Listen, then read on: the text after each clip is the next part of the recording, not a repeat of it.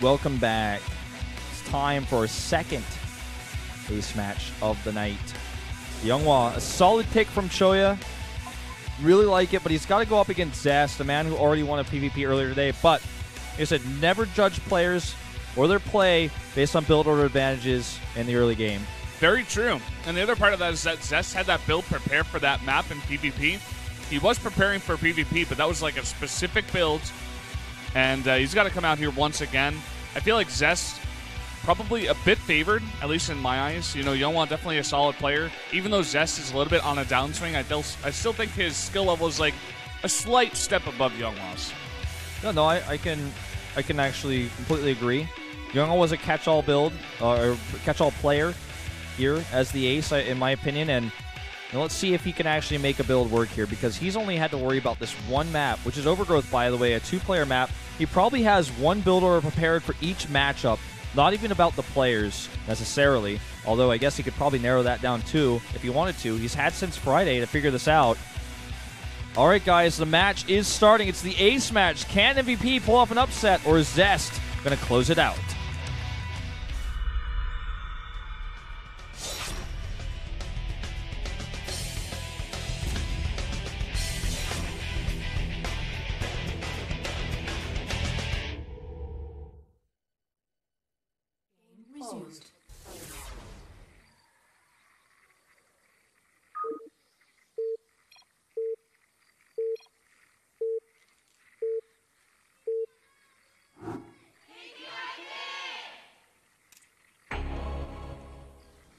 Down here in the bottom left, in the red, the Protoss player for MVP, it's YongHwa.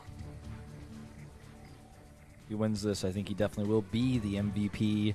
The top right in blue, it's KT's Zest, the Kingslayer, man himself. And let's see what builds they have planned. On a two-player map like this, anything goes. Proxies, you know, early gateway timings. 3 gates, blink, DTs, Sentry expands, anything. We've pretty much seen it all on this map, even with the two-player style. I think more common, more so than other builds, maybe Blink Stalkers. You know, it's pretty catch-all. You can be like pretty aggressive. If you see your opponent going pretty safe, you know, going for over, you can expand behind it, try to put on that pressure, try to catch up in tech as well, and.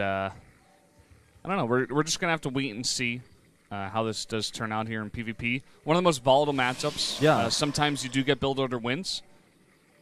Well, it's just there's so many different builds in PvP that you can use. It's the matchup, in my opinion, and not just out of all the mirror matchups, but it is the matchup that has the most possible builds to choose from that are standard. There's no standard build. There's no Reaper expand in PvP, okay? There's no, like, super safe opening. Because every opening has counters and weaknesses and also strengths. And it's been like that ever since Wings of Liberty. Because, you know, there were even, you know, builds that countered the 4-gate blind, but if you use them and the opponent just did like a 3-gate Stalker rush, you died, or even the 2-Stalker Chrono. We're going to see a very forward pylon here for YongHwa. And he's only taken 1 gas. Very interesting. We're going to see the Cybernetics core come down. I guess he could go ahead and add an extra gate over there. Yeah, that's what I'm thinking. It's the Wolf Gate, man. Wolf Gate is real. Ooh, I used to do this build in PvP all the time. It's it's something that's very gimmicky, because if it gets scouted, you are dead. But if you hide it, your opponent might think you're going for a Sentry expand. You know, there's all sorts of different things he might think. He might think you're hiding your tech. Whether you're going to do a 3 warp gate attack. So you can rally Stalkers out of that really, really fast. If this probe comes in here and doesn't actually click on the right side of the gas, he may not know what's up. He may not know what's going on here. He clicks it. He does. A good catch there, Valdez. You can actually see that on the observing PC. So he knows not a lot of gas mined there. And let's see how he reacts. You know, he did send out that probe a bit early, and he scouted behind the minerals of his own natural. And he scouted, like, slightly towards the left, but he did not quite get that scout down. And I wonder if he might go for another pass here. Does have that probe at the watchtower that left more Yeah, there he is. So what this build is designed to do is to surprise your opponent with a surge of Stalkers. If the Mothership Core is actually out of position, it can get sniped because Stalkers, kill that Mothership Core so quickly. Mothership Core is actually away from the base. And that Stargate, of course, is a long way away from completion. Right now, Zest knows something's up, but he just hasn't quite figured out what it is yet. Yeah. He's checking all over the base. He had 2 extra gateways here. And like we were saying, this is meant to surprise and possibly catch one out. He's got the Stargate actually as well. And here we go. Catching that Mothership Core out here. Trying to focus it down. A few more shots will do it. He's going to go for the Stalker first here, because he knows he can get that Mothership Core almost for certain. He's actually got high ground vision as well. That probe. Oh, can he get it piling up? He does. And he's trying to get a Void Ray out, but the Mothership Core will fall. Oh, he gets the Nexus Cannon down. That is so key. He needs this time with the defense. But again, he is definitely on the back foot here with that pylon getting down. He's trying to get out a Void Ray right now, as well as get those 2 gates powered. His Warp Gate research is going to finish about 2 seconds behind YongHwa's here. Well, this is going to be almost impossible to hold, but we have seen holds in the past. They can get a second Void Ray. Void Rays obviously do a ton of damage to the Stalkers. You have 2 Void Rays that can almost kill like 20 Stalkers, man. I'm pretty sure it's something like that. But he has that first round of Stalkers as well. The thing is, without a Nexus Cannon, he's absolutely going to have to pull probes here, as you guys could see. And here we go. There's that prismatic alignment. The Stalkers do target on the Void Ray, which does give the probes some extra DPS time, but already knocked down here. He's using that very careful starter set micro. Right-click on the ground, right-click on a Stalker, right-click on the ground, right-click on a Stalker, moving around that DPS of the probes. Here comes another Void Ray, though. Second Void Ray comes out, and with all these probes tanking, he didn't even lose that many probes right now. He's only 3 probes behind, and now he's got 3 gates just like YongHwa. He's got the Void Ray out as well. And that's going to stop that push. Yep. It's over. Bringing probes just to be safe. Ooh, nice trap here on this Stalker. Now there's a Stargate going up back at home. And I think YongHwa is going to try to transition into Phoenixes from here. Obviously, an Oracle isn't going to have much success against a player who already has a Void Ray out on the map, which can chase down and kill it. Just trying to make this look like he's continuing to all-in. He's continuing to warp in Stalkers, but he is making a transition to a new type of tech.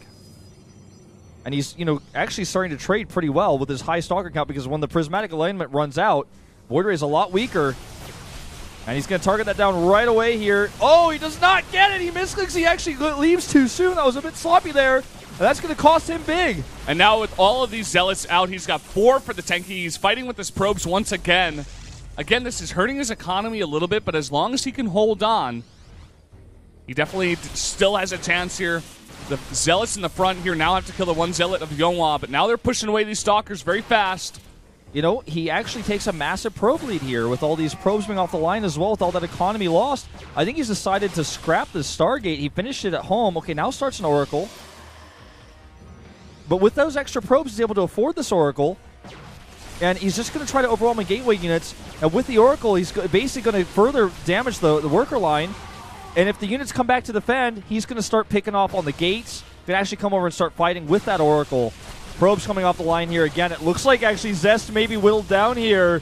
More and more probes off the line, and that's less and less mining to continue to produce units. YongHwa with this crazy build here may just be able to eke out a win right here, right now. He's up 20 supply, and I think that's going to be it. He's just forcing way too many probes off the line. Even if he cleans this up, it doesn't matter. GG! YongHwa has taken out Zest in the ace match here, and MVP is able to take down KT. KT is now 0-2 in the first 2 games of Pro League. Definitely a painful loss here for KT Rolster. This is what they were afraid of. And the match I was expecting MVP to do a lot better in, they failed, but today they come out shocking me. We've never expected them to defeat KT Rolster. I would have bet big money. I mean, the entries themselves were highly favoring KT. Yeah, man. YongHwa here being the ace. You were talking about it a bit. Why don't they send out YongHwa as a bit of a catch-all? A really nicely prepared build to take out Zest in the PvP. Even had a guy on Twitter texting or tweeting at us. He was like, why don't they send out YongHwa? Where's YongHwa? Comes out now, and he proves to us all that he's able to take out one of the best in the scene right now.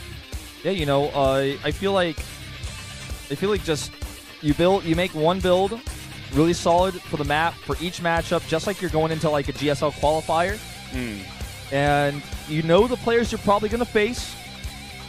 In the build I like to call the Wolf Gate. This is a joke with me and Artosis, basically, but the second gateway is proxied at a location where you can rally stalkers quicker. And in the meta that we have now, it's actually designed to snipe that mothership core. If you can kill that, then the second Nexus Cannon doesn't happen. If you're lucky, you can actually kill it before the first one gets off, and then you just win the game. Yeah, but man. Without that second Nexus Cannon, even with Void Rays, even with the second Void Ray, he just eventually got whittled down. He lost too much mine time with those probes. Crazy build, and they're able to take it here. MVP takes down KT Roltzer 3-2. The results on screen for you guys. Marine King taking the first game was so important to eventually force it to that ace match, with Lucero also getting a win. TY and Zest able to take out Departure and Panic here. And YongHwa, of course, to clean things up. Yeah, very solid last player there in YongHwa. I think he was the best all-around pick because we could have seen Zest, TY, or Stats. Flash, he's come out late as well, even when he's lost the match. So we could have seen perhaps a TBT, but I like the YongHwa pick. We're not going to have an interview tonight because it's very, very late in Korea. It's actually after 11 o'clock, about 11:15 at night. Well, let's take a look at tomorrow's matches. Yeah, well, we got Samsung Galaxy Con versus Prime in the first match of tomorrow, and then we got CJ Entus versus StarTale-yoe Flash Wolves. Definitely a couple of great matches to catch. Absolutely is.